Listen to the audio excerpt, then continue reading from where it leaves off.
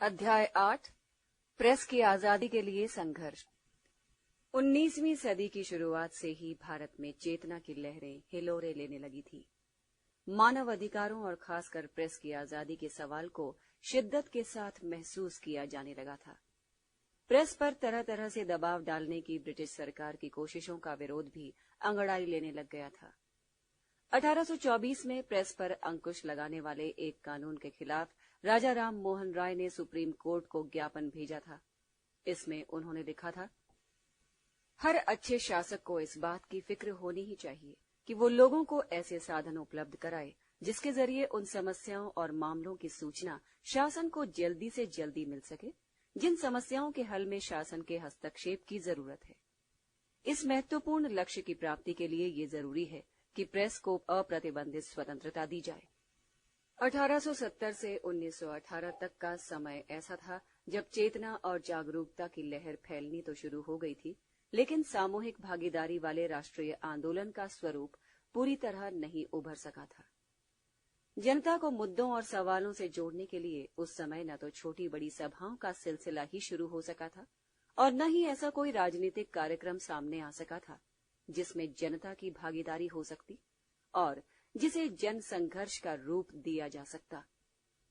उस समय सबसे पहला राजनीतिक कार्यक्रम यही था कि जनता का राजनीतिकरण किया जाए, राजनीतिक चेतना का प्रचार प्रसार किया जाए, अपने अधिकारों के प्रति लोगों को शिक्षित किया जाए और राष्ट्रीय विचारधारा का प्रसार किया जाए। क्योंकि उस समय भारतीय जनता के पास न कोई संगठन था और न कोई संगठित राजनीतिक कार्यक्रम सामने था, इसलिए प्रेस ही उस समय एक ऐसा हथियार था जिसके जरिए जनता को राजनीतिक रूप से शिक्षित प्रशिक्षित किया जा सकता था और एक राष्ट्रीय विचारधारा का बिरवा रोपा जा सकता था। यहां तक कि तब भारतीय राष्ट्रीय कांग्रेस भी अपने ज्यादातर कामकाज के लिए प्रेस पर निर्भर थी। राजनीतिक कार्यक्रम चलाने के लिए उस समय तक कांग्रेस का कोई संगठनात्मक आधार नहीं तैयार हो पाया था। इसके प्रस्तावों और कार्यवाहियों को भी जनता के बीच अखबार ही पहुंचाते थे। राष्ट्रीय आंदोलन की बुनियाद रखने में अखबारों और पत्रकारों की कितनी महत्वपूर्ण भूमिका थी, इसका अंदाजा इसी तथ्य से लगाया जा सकता है कि 1885 में भारतीय राष्ट्रीय कांग्रेस की स्थापना जिन लोगों ने की, उनमें से करीब 1/3 पत्रकार थे। ब्रिटिश शासन के खिलाफ संघर्ष के इस शुरुआती दौर में कई निडर अखबारों ने जन्म लिया। जी सुब्रमण्यम अय्यर के संपादन में द हिंदू और स्वदेश मित्रम, बाल गंगाधर तिलक के संपादन में केसरी और मराठा, सुरेंद्रनाथ बनर्जी के संपादन में बंगाली, शिशिर कुमार और मोतीलाल घोष के संपादन में अमृत बाजार पत्रिका, गोपाल कृष्ण गोखले के संपादन में सुधारक, NN सेन के संपादन में इंडियन मिरर, दादा भाई नौरोजी के संपादन में हिंदुस्तानी और एडवोकेट ऑफ इंडिया और पंजाब में द ट्रिब्यून व अखबार ए आम तथा बंगाल में इंद्रप्रकाश, बंग निवासी और साधारणी जैसे अखबार अस्तित्व में आए। दरअसल उस समय भारत में शायद ही कोई ऐसा बड़ा राजनीतिक नेता रहा हो जो खुद अखबार न निकालता हो या फिर किसी न किसी रूप में अखबारों से जुड़ा न रहा हो। अखबारों का असर सिर्फ पढ़े लिखे लोगों के बीच ही नहीं था और न ही वे शहरों और बड़े कस्बों तक सीमित थे, बल्कि इनकी पहुंच दूर दराज के गांवों तक थी। हालांकि गांव में कोई इक्का दुक्का शिक्षित व्यक्ति ही होता था, पर अखबार पढ़कर वो उसकी चर्चा दसियों और लोगों से करता था। फिर धीरे धीरे पूरे देश में पुस्तकालयों और वाचनालयों की स्थापना की लहर चल पड़ी। अक्सर छोटी जगहों पर पुस्तकालय या वाचनालय में सिर्फ एक ही अखबार आया करता था। ऐसे पुस्तकालयों में फर्नीचर के नाम पर एक मेज, 1 या 2 बेंचें या चारपाई पड़ी होती थी। अखबारों में लिखे छपे एक एक शब्द को लोग बहुत ध्यान से पढ़ते थे या किसी से पढ़वा कर सुनते थे और फिर उस पर चर्चा करते थे। इस तरह उस समय के अखबार लोगों को सिर्फ राजनीतिक रूप से शिक्षित ही नहीं कर रहे थे, बल्कि वो उन्हें सामूहिक भागीदारी भी सिखा रहे थे। अखबारों में छपी सामग्री को लेकर होने वाली चर्चाएं लोगों को सवालों और मुद्दों से जोड़ती थी और उन्हें राजनीतिक भागीदारी का एहसास कराती थी। अखबार छापना उस जमाने में व्यवसाय नहीं था और न ही उससे किसी तरह का आर्थिक मुनाफा कमाने की गुंजाइश थी और न ही ऐसी कोई नियत। अखबार नवीसी तब पेशा नहीं थी। देश या समाज की सेवा के लिए अखबार छापे जाते थे। समाज सेवा से जुड़े लोग अखबारों को अपनी अपनी हैसियत के अनुसार चंदा देते थे।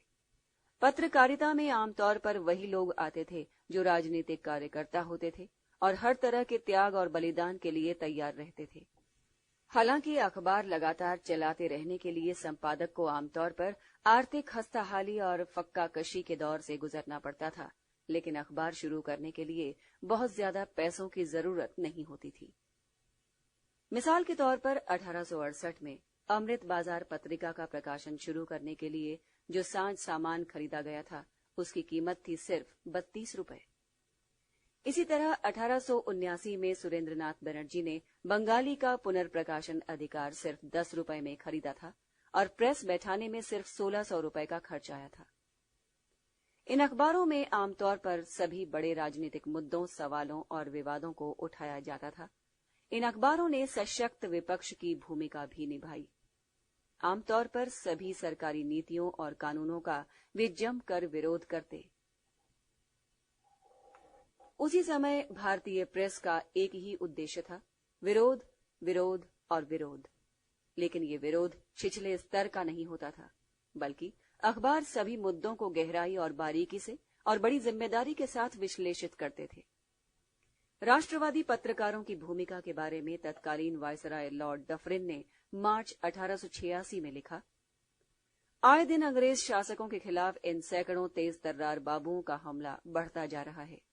अंग्रेजों के खिलाफ ये रोज बरोज रोष, निंदा और कटु आलोचना भरी बातें लिख रहे हैं।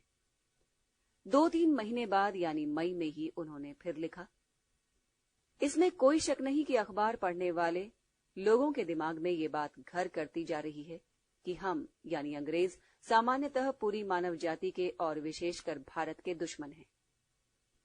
लेकिन अखबारों के लिए काम आसान नहीं था।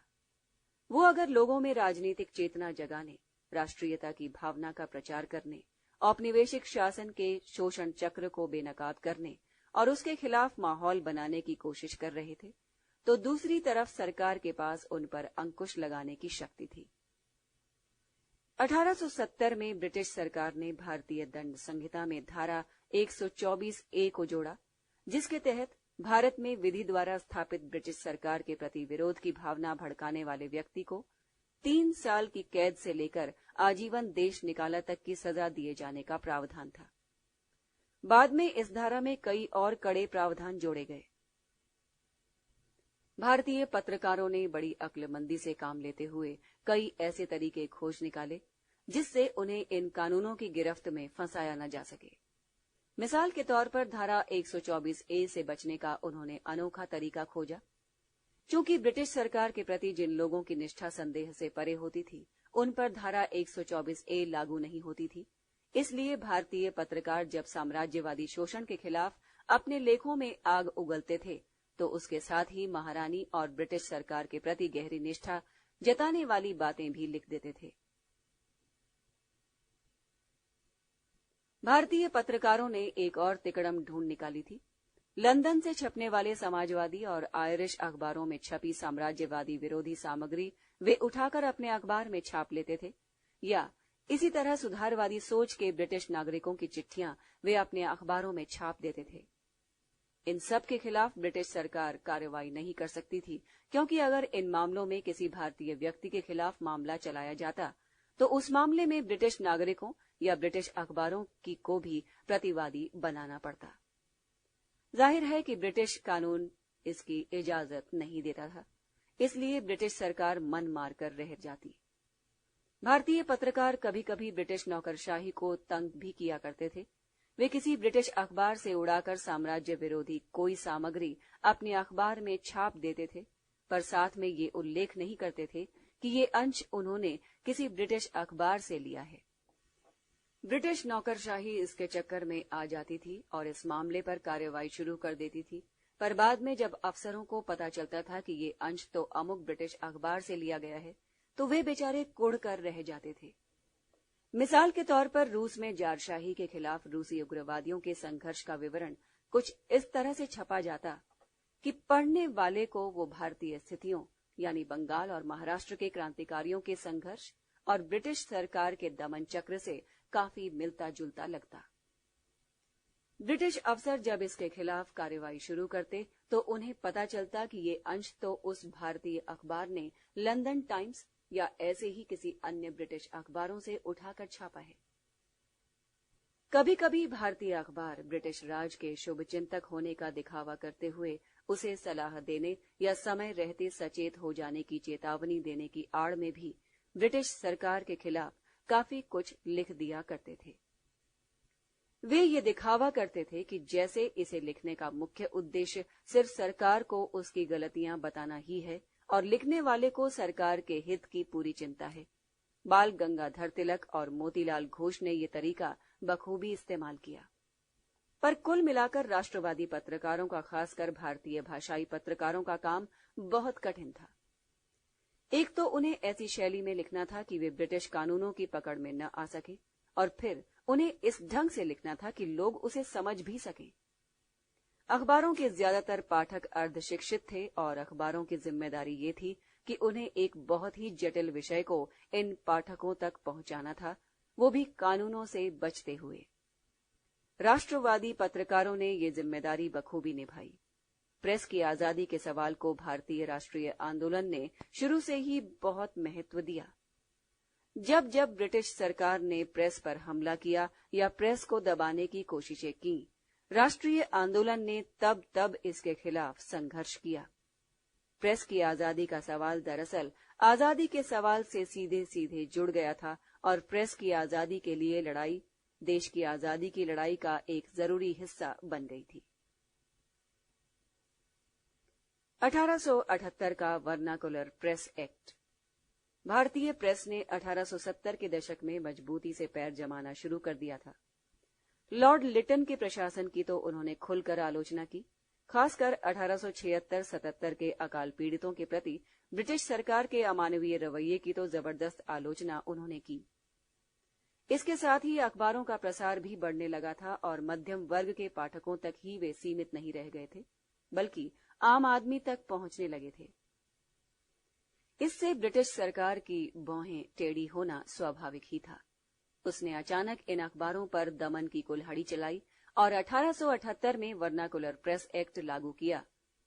ये कानून भाषाई अखबारों पर अंकुश लगाने के लिए बनाया गया था, क्योंकि ब्रिटिश सरकार को उनकी ओर से ही बड़ा खतरा महसूस हो रहा था। वजह साफ थी कि ये अखबार आम जनता में ब्रिटिश शासन के खिलाफ माहौल बनाने लगे थे।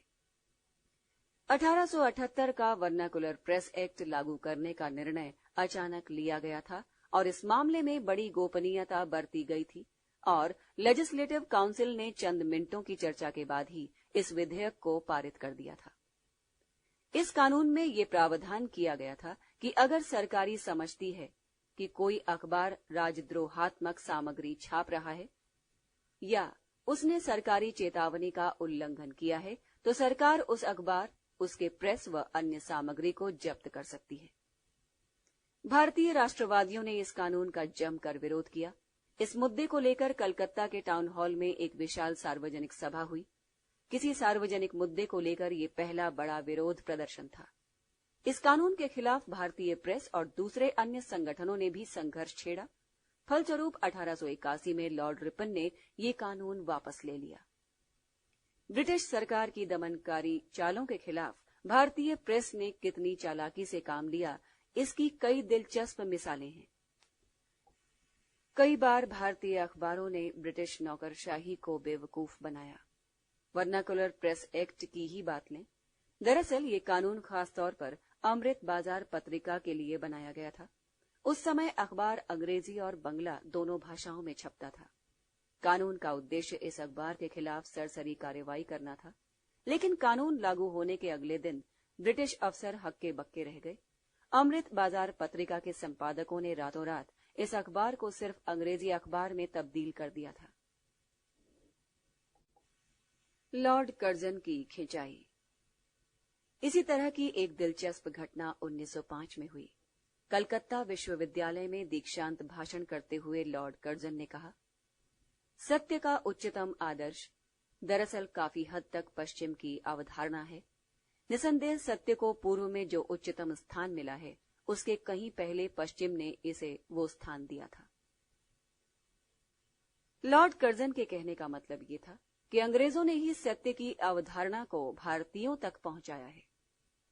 अगले दिन अमृत बाजार पत्रिका ने लॉर्ड कर्जन के इस भाषण को प्रथम पृष्ठ पर छापा, लेकिन इसी खबर के साथ ही अखबार ने लॉर्ड कर्जन की किताब पूर्व की समस्याएं, the problems of the east का एक अंश भी बॉक्स बनाकर छापा। इसमें लॉर्ड कर्जन ने अपनी कोरिया यात्रा के दौरान अपने एक झूठ का बखान गर्व से किया था। उन्होंने लिखा था कि कोरियाई विदेश मंत्रालय को उन्होंने अपनी उम्र 40 साल बताई थी, जबकि उस वक्त वो 33 साल के थे। इसकी वजह ये थी कि किसी ने उन्हें बताया था कि पूर्वी देशों में उम्र दराज लोगों की बहुत इज्जत की जाती है। जब उनसे पूछा गया कि चेहरे मोहरे से तो वो कम उम्र के लगते हैं, तो उन्होंने कहा कि इसका कारण कोरिया की स्वास्थ्यवर्धक जलवायु है।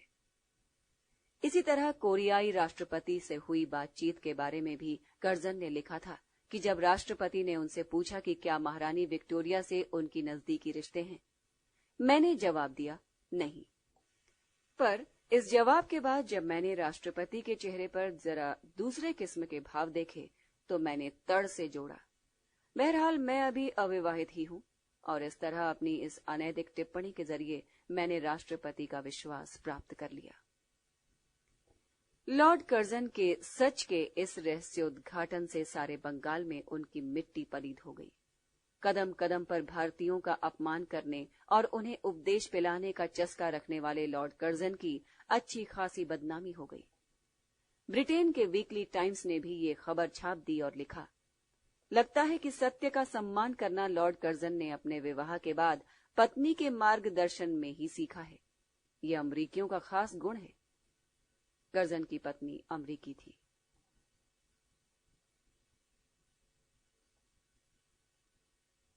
सुरेंद्रनाथ बनर्जी की जेल यात्रा।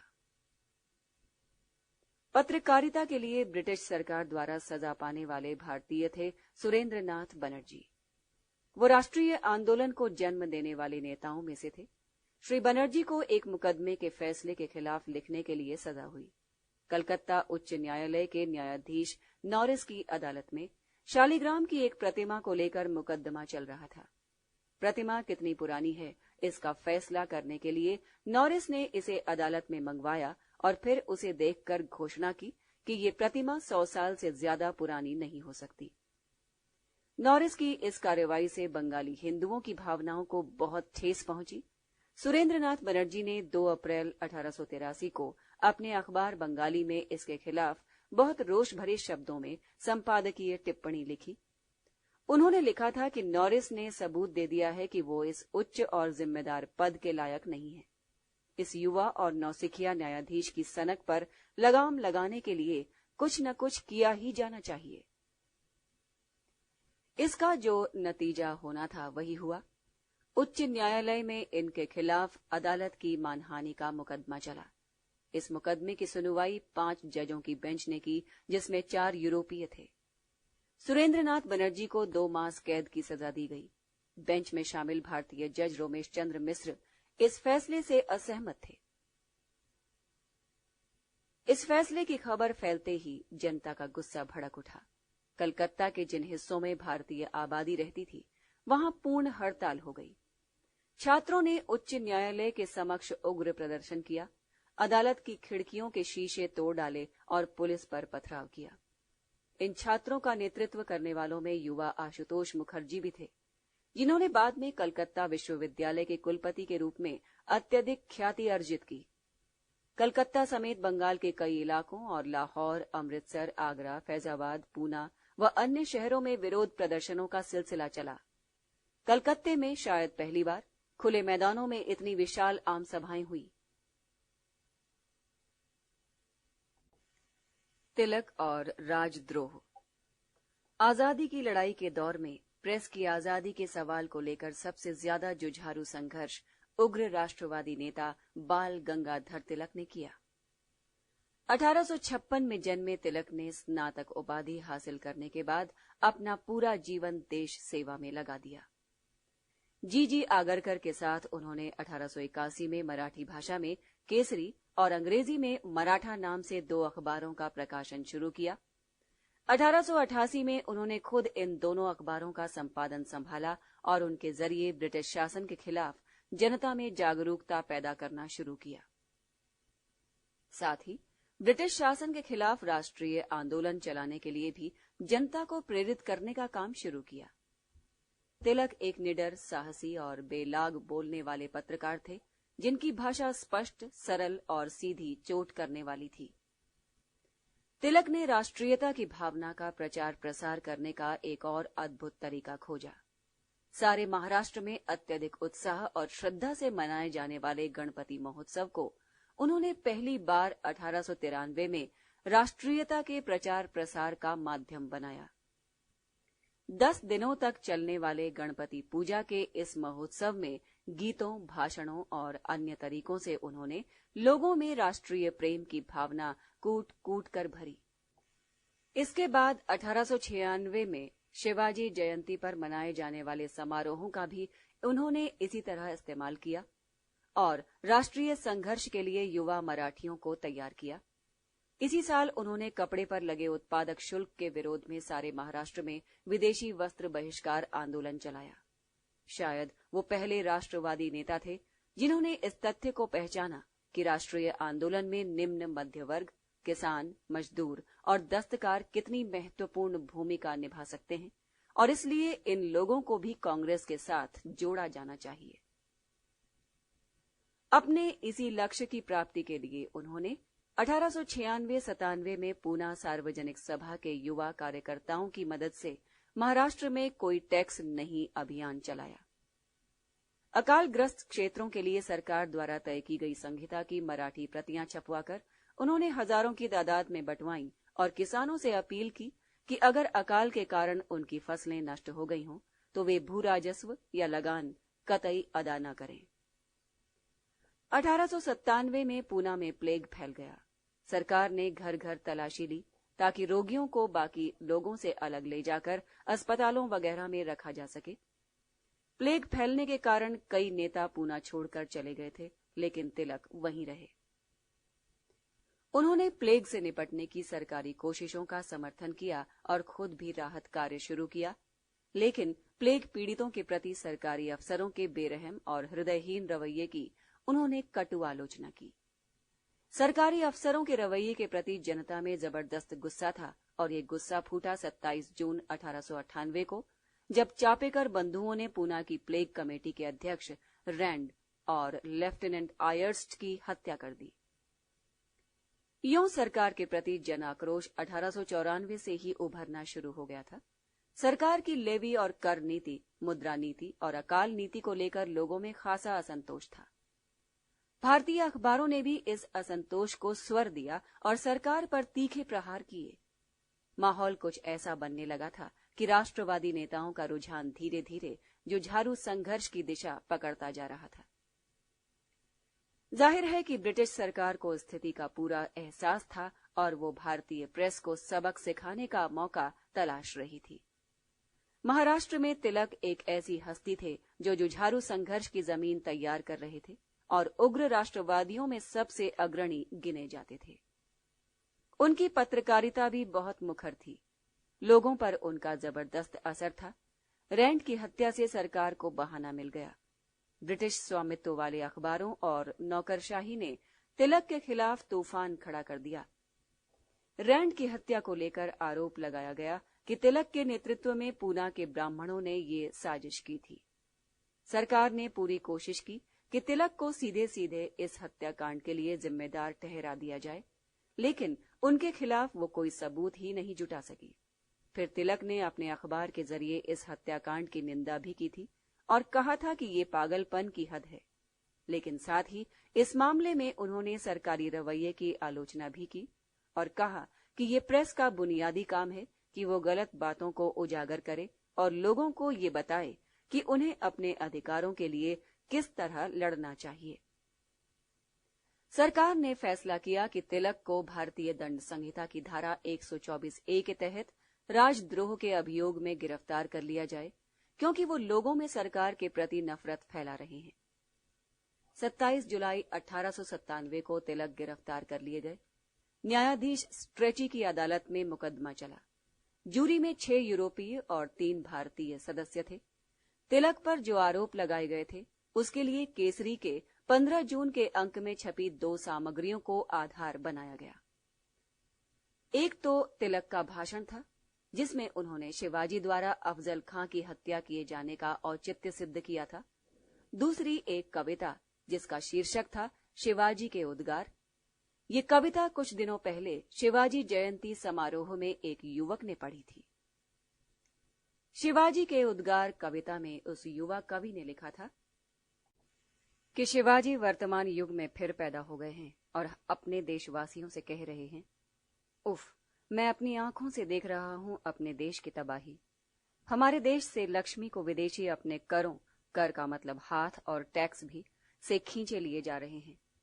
लोगों पर तरह तरह के अत्याचार हो रहे हैं। पापी अकाबाया, दुर्भाग्य का प्रतीक, अपने साथ अकाल को लेकर सारे देश भर में बर्बादी मचा रहा है।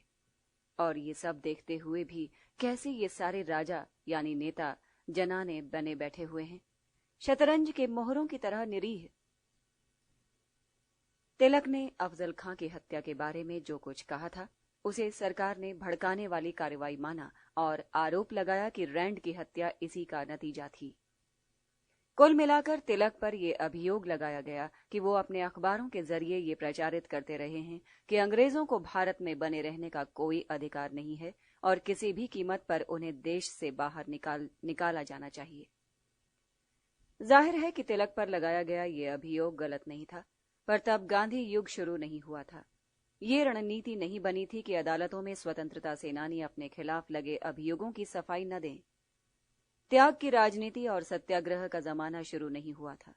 उस समय तिलक को यह साबित करना था कि वो जो कुछ कर रहे हैं वो कानून की सीमा के भीतर रहकर ही कर रहे हैं। इसीलिए उन्होंने सरकार द्वारा लगाए गए अभियोगों का खंडन किया और कहा कि विदेशी शासन के प्रति नफरत फैलाने की उनकी कोई मंशा नहीं थी। विदेशी शासकों का मुकाबला करने की अपनी इस पुरानी शैली का इस्तेमाल करते हुए तिलक ने त्याग और दृढ़ता का अनूठा उदाहरण पेश किया। वो जानते थे कि वो एक नए किस्म की राजनीति शुरू कर रहे हैं, जिसे जनता का विश्वास तभी मिल सकता है जब इस राजनीति को नए किस्म का नेतृत्व दिया जाए, यानी जल्दबाजी से काम न लेकर धीरे धीरे बुनियाद को पुख्ता किया जाए। संपूर्ण परिवर्तन की बात अभी ही कहने का मतलब होगा सत्ता के दमन को बुलावा देना, और किसी संगठित प्रतिरोध के अभाव में ये दमन इतना निरंकुश हो जाएगा कि समूचे संघर्ष का ही गला घोंट देगा और नेताओं से जनता को अलग थलग कर देगा। कुछ दोस्तों ने तिलक पर दबाव डाला कि वो अपने भाषण में कहे गए कुछ आपत्तिजनक शब्द वापस ले लें और माफी मांग लें। तिलक ने साफ मना कर दिया। उनका जवाब था, लोगों के बीच मेरी स्थिति एक नेता के रूप में इस पर निर्भर करती है कि मेरा चरित्र क्या है और कैसा है। उनका यानी सरकार का लक्ष्य ये है कि पूना के नेताओं को किसी तरह बेइज्जत कर दिया जाए, कुचल दिया जाए, लेकिन कम से कम मेरे मामले में वे ऐसा नहीं कर पाएंगे। फिर आपको इसका ध्यान होना चाहिए कि हम सब जनता के सेवक हैं। अगर इस नाजुक घड़ी में हम साहस से काम नहीं लेंगे तो इसका मतलब होगा जनता के साथ विश्वासघात करना। तिलक के मुकदमे में जूरी ने 6/3 मतों से तिलक को अपराधी ठहराया। तीनों भारतीय सदस्यों की राय में तिलक ने अपराध नहीं किया था, पर न्यायाधीश स्ट्राची और जूरी के 6 यूरोपीय सदस्यों के इरादे तो कुछ और ही थे। तिलक को 18 महीने कड़ी कैद की सजा दी गई, वो भी तब जबकि तिलक बंबई धारा सभा के सदस्य थे। इसी तरह बंबई प्रेसिडेंसी के कई अन्य संपादकों को भी विभिन्न मामलों में कड़ी सजाएं दी गईं। तिलक को सजा दिए जाने के फैसले का देश भर में जबरदस्त विरोध किया गया। राष्ट्रवादी अखबारों और राजनीतिक संगठनों ने मानव अधिकारों और प्रेस की आजादी पर हुए हमले के खिलाफ देशव्यापी आंदोलन छेड़ दिया। इस संघर्ष में वे लोग भी साथ थे जो तिलक की थोड़ी बहुत आलोचना भी किया करते थे। कई अखबारों ने प्रथम पृष्ठ पर चारों तरफ काली पट्टियां छापी और कई अखबारों ने विशेष संस्करण निकाले जिसमें प्रेस की आजादी के लिए तिलक के संघर्ष की सराहना की गई थी। लंदन में भारतीय अप्रवासियों की सभा में भाषण करते हुए दादा भाई नौरोजी ने कहा कि ब्रिटिश सरकार अब प्रशासन के रूसी यानी ज़ारशाही तरीके अपनाने लगी है। प्रेस का गला घोंटने का नतीजा उसके लिए आत्मघाती साबित होगा। इस तरह तिलक रातों रात अखिल भारतीय नेता के रूप में लोकप्रिय हो गए। लोगों ने उन्हें लोकमान्य की उपाधि दी। आत्म बलिदान की वो साकार प्रतिमा माने जाने लगे। उनकी एक छवि बनी, एक ऐसे नेता की जिसकी कथनी और करनी में फर्क न हो। तिलक जनता से संघर्ष की अपीलें करते थे तो उन्होंने खुद भी संघर्ष करके दिखाया। जब 1897 में अमरावती के कांग्रेस अधिवेशन में सुरेंद्रनाथ बनर्जी ने बहुत भावुक होकर तिलक के संघर्ष की सराहना करते हुए कहा कि उन्हें सजा मिलने पर आज सारा देश रो रहा है, तो सारे लोग तिलक के सम्मान में खड़े हो गए। तालियों की गड़गड़ाहट ने काफी देर तक माहौल को गुंजाए रखा।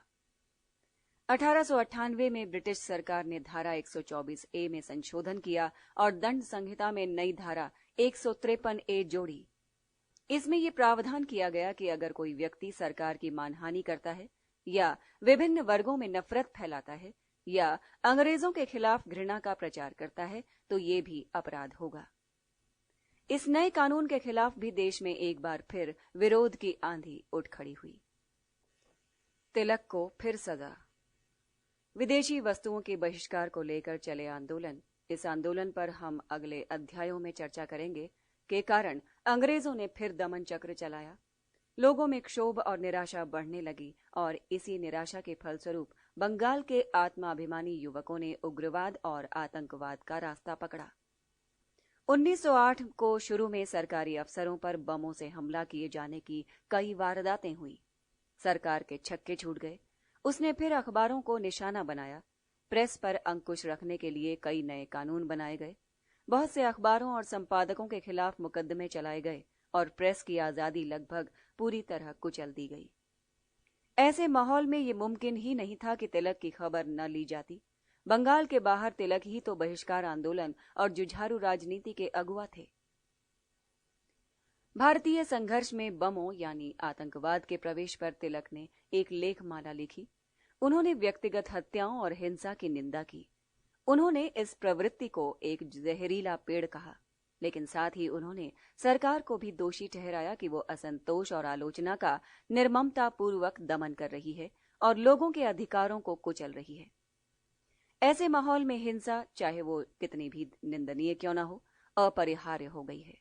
अपने एक लेख में उन्होंने कहा, सरकारी अफसर जब बिना किसी कारण के लोगों को आतंकित करने लगे और जनता को तरह तरह से डरा धमका कर उसमें निराशा फैलाने की कोशिश करें, तब बम की आवाज अफसरों को और सरकार को सच्चाई से आगाह कराती है कि लोग निस्तेज और निर्जीव बैठे रहने और दमन व शोषण को बर्दाश्त करते रहने की सीमा से आगे बढ़ चुके हैं और अब वे कुछ करना चाहते हैं। सरकार को भला क्यों रास आती ये सब बातें। उसने फिर 24 जून 1908 को तिलक को गिरफ्तार कर लिया और इन लेखों को प्रकाशित करने के लिए उनके खिलाफ राजद्रोह का मुकदमा दायर किया। तिलक ने एक बार फिर जबरदस्त हिम्मत का परिचय दिया। उन्होंने तर्क पेश किए कि वो निरपराध हैं। दरअसल उन्हें ये सब पहले से ही पता था। उनके एक दोस्त पुलिस अफसर ने उन्हें आगाह कर दिया था कि वो गिरफ्तार किए जाने वाले हैं, इसलिए होशियार हो जाएं। तिलक ये सुनकर हंस पड़े और उन्होंने अपने शुभचिंतक मित्र से कहा, सरकार ने तो पूरे देश को ही एक विशाल जेल में बदल कर रख दिया है। हम सभी लोग कैदी ही तो हैं। हाँ, जेल जाने का मतलब सिर्फ ये होगा कि आप एक बड़े कमरे से एक छोटी कोठरी में पहुंचा दिए गए। अदालत में तिलक ने सवाल उठाया। यह सवाल तिलक का नहीं है। सवाल है कि क्या सरकार वाकई प्रेस की आजादी के प्रति ईमानदार है? क्या वो भारत में भी प्रेस को उतनी आजादी देने को तैयार है जो आजादी इंग्लैंड में प्रेस को मिली हुई है? बहरहाल इस अदालती बहस का जो नतीजा होना था वही हुआ। जूरी के 2 भारतीय सदस्यों की असहमति के बावजूद तिलक को अपराधी ठहराया गया। इसकी व्यापक प्रतिक्रिया हुई। अखबारों ने घोषणा की कि तिलक का अनुकरण करते हुए वे भी जी जान से प्रेस की आजादी के लिए संघर्ष करेंगे। 22 जुलाई को तिलक को सजा सुनाई गई थी। उस दिन बंबई के सारे बाजार बंद रहे और 1 हफ्ते तक ये बंद जारी रहा। बंबई की सभी 80 कपड़ा मिलों और रेल मजदूरों ने 6 दिन की हड़ताल की। पुलिस ने जब मजदूरों को काम पर वापस भेजने के लिए मजबूर किया तो मजदूरों ने उसका जमकर विरोध किया। पुलिस और मजदूरों के बीच कई जगहों पर संघर्ष हुआ। ब्रिटिश सरकार ने मजदूरों के दमन के लिए सेना बुलाई। 16 मजदूर मारे गए और लगभग 50 मजदूर गंभीर रूप से घायल हुए। मजदूरों के इस संघर्ष की सराहना लेनिन ने भी की कि भारत का मजदूर वर्ग अब राजनीति में सक्रिय हिस्सा लेने लगा है। ब्रिटिश सरकार लगातार प्रेस का गला घोंटने की कोशिश करती रही। तिलक के मामले में उसने जो कुछ किया था, उसकी पुनरावृत्ति तिलक के राजनीतिक उत्तराधिकारी गांधी के खिलाफ चले मुकदमे में हुई। गांधी जी ने यंग इंडिया में कुछ लेख लिखे थे। इन लेखों के लिए ब्रिटिश सरकार ने 1922 में उन पर धारा 124A के तहत राजद्रोह के अभियोग में मुकदमा चलाया और उन्हें भी तिलक की तरह ही 6 साल कैद की सजा सुनाई गई। गांधी जी ने सजा सुनकर जवाब दिया, आप लोगों ने लोकमान्य बाल गंगाधर तिलक के खिलाफ चले मुकदमे की पुनरावृत्ति कर मेरा सम्मान किया है। मैं सिर्फ ये कहना चाहता हूं कि मेरे लिए ये सबसे अधिक गर्व और प्रतिष्ठा की बात है कि तिलक के साथ मेरा नाम भी जुड़ गया। तिलक और गांधी जी के खिलाफ चले मुकदमों में बस यही फर्क था कि गांधी जी ने अपने खिलाफ लगाए गए अभियोगों को स्वीकार किया था, जबकि तिलक ने अभियोगों का खंडन किया था। दरअसल ये फर्क बताता है कि 1908 से 1922 तक आते आते राष्ट्रीय आंदोलन के स्वरूप और संघर्ष के तरीकों में कितना फर्क आया था। राष्ट्रीय आंदोलन को इस पड़ाव तक पहुंचाने में तिलक की राजनीति और पत्रकारिता का योगदान अविस्मरणीय है। अध्याय 8 प्रेस की आजादी के लिए संघर्ष समाप्त। अगला अध्याय सुनने के लिए कृपया